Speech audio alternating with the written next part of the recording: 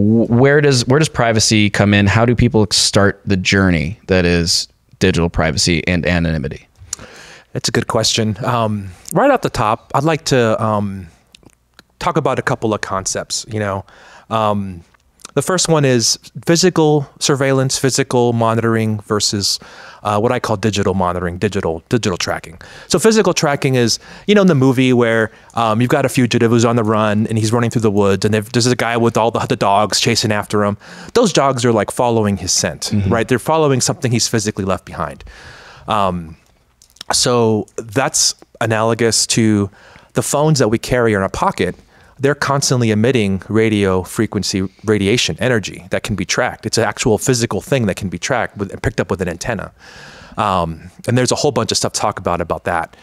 On the other side, there's digital tracking, which is just footprints of records and residue that we leave online that exists completely on computer servers. There's nothing physical about it, but it's just data that's collected. You go to some website, you're interested in some topic, whatever your list of YouTube videos is or your subscriptions on YouTube, that paints a picture of you that it only exists physically. So I like to split those up because sometimes surveillance and tracking and the privacy steps you can take happens in that physical realm. And sometimes it's digital things that you can do. I bring up the physical stuff first because not many people know that with a cell phone, its location can be triangulated and is triangulated all the time. All you need is 3 towers, right? And that's simply a matter of the fact that that cell phone is radiating in each direction, a radio signal, right? And each tower is picking up that signal and also picking up how strong it is. So the tower knows its distance to the phone, and you add 2 more, and now you get a pretty accurate point of where it is. And this becomes extremely important on, say, to bring up January 6th again.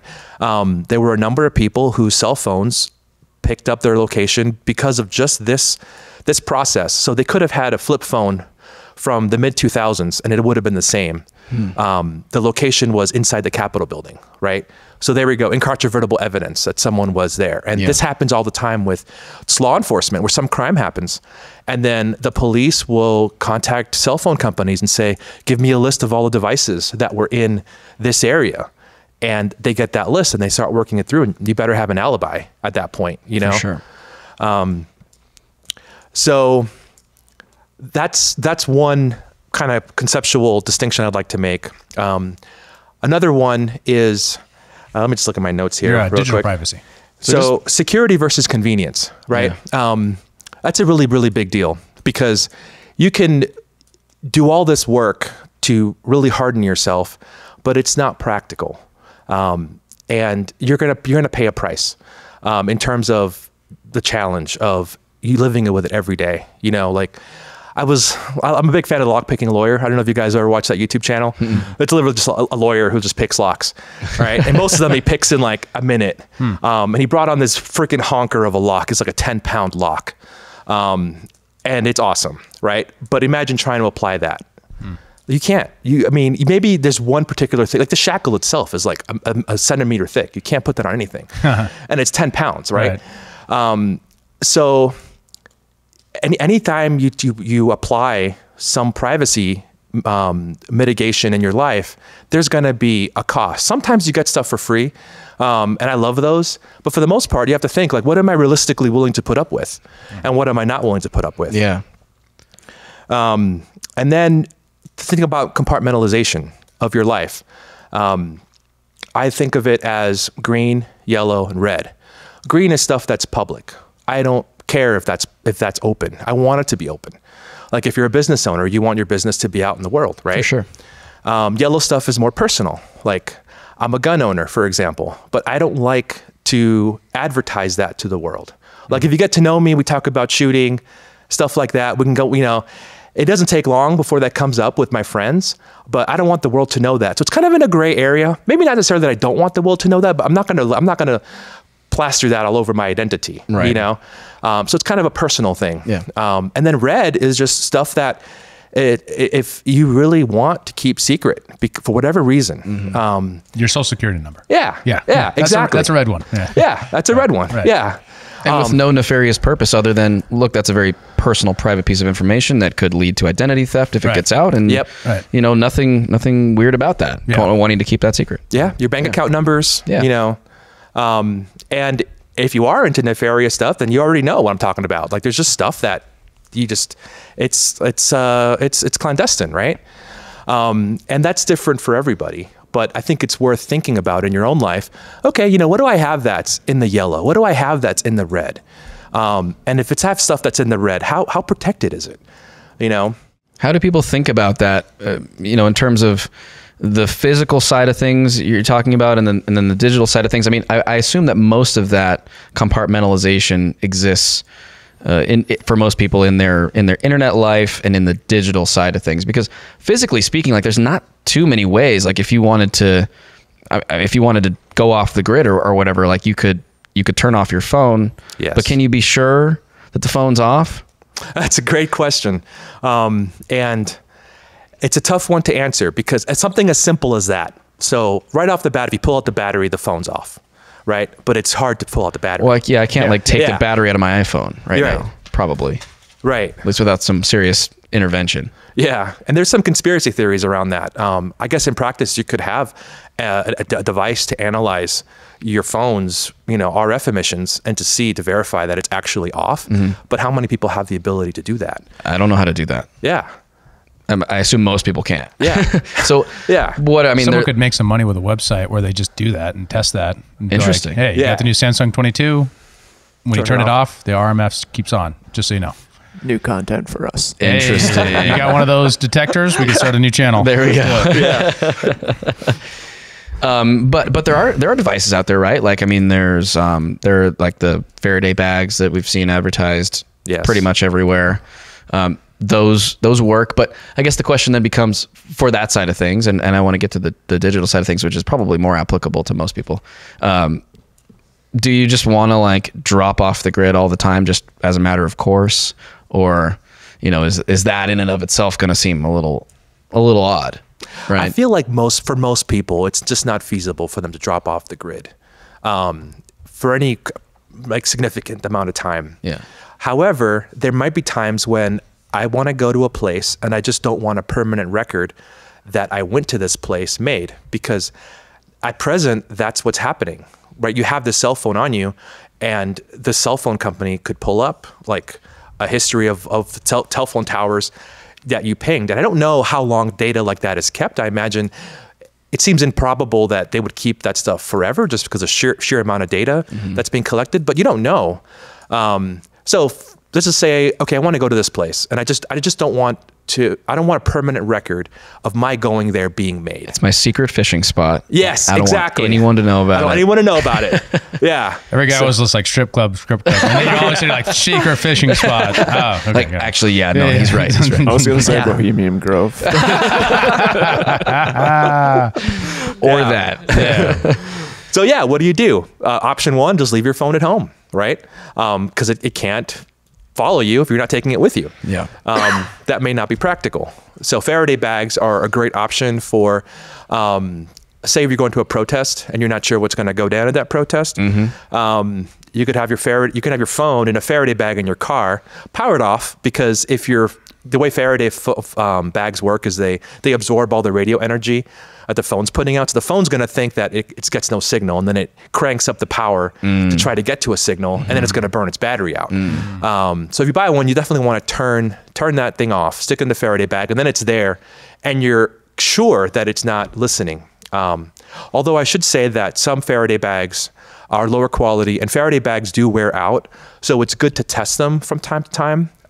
Just by simply, like, I like to play music on Bluetooth, drop the phone into the Faraday bag, close it, and my music better cut off. Yeah, for sure. So question, if you're in airplane mode, yes. Right, does that turn off the signal to the degree that instead of turning it all the way off, you just turn on airplane mode?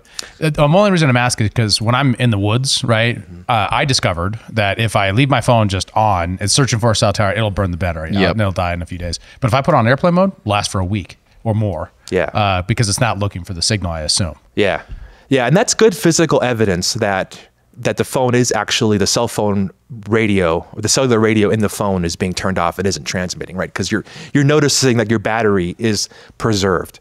There are questions with some devices, like if I put it in airplane mode, is it actually in airplane mode? And it's got implications with like, well, if it's not actually in airplane mode, then what doesn't the FAA care about that? Yeah, you know, right. It seems important. Like, it's called airplane mode for a reason. Yeah.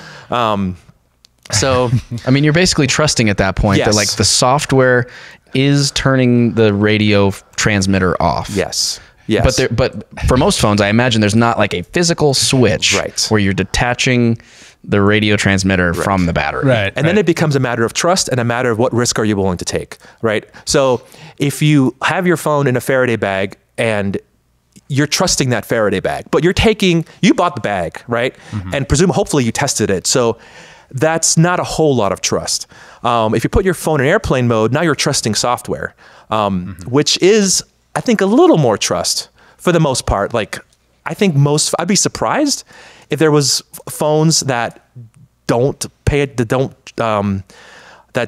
obey airplane mode. But at the same time, just the stuff that's come out in the past several years, like, it's hard to put anything past it at this point. you Yeah. know? Well, and everybody's had that experience where Yes. you talk about something in front of your phone and then it appears in an ad the next day and you're like, I didn't search for that. Yeah.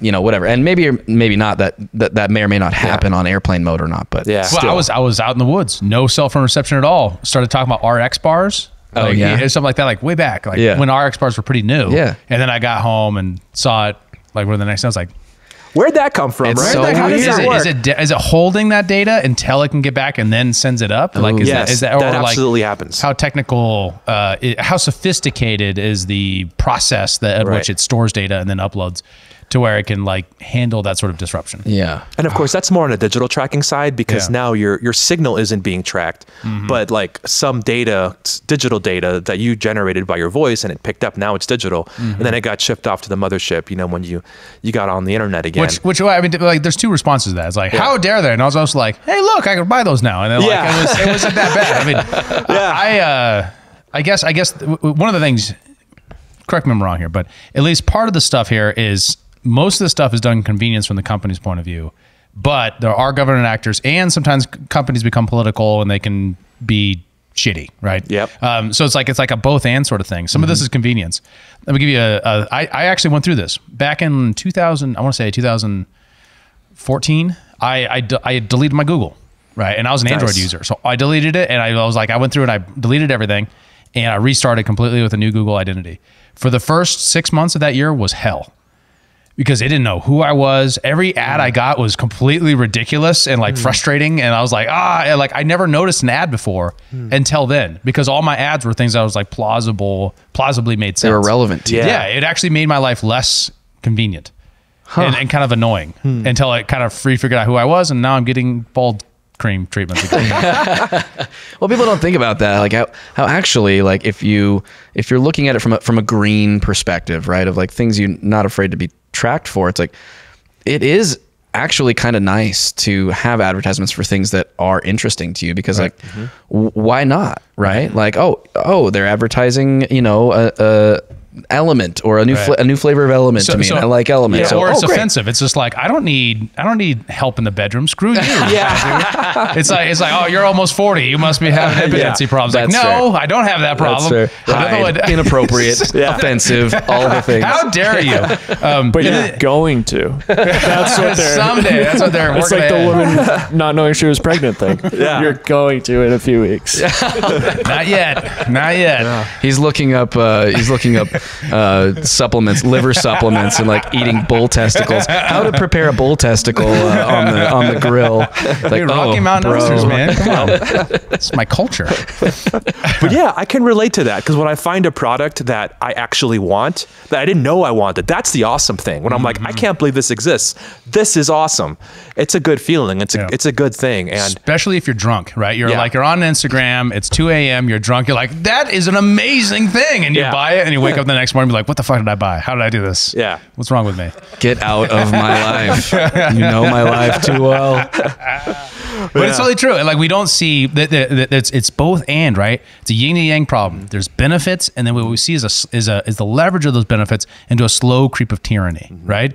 It's always the problem with government. Always the problem with a monopoly on force is that there's an underlying incentive for them always to take more. So how do you keep from going down the road to serfdom? It requires diligence and actual legal reform that protects people's digital rights and privacy.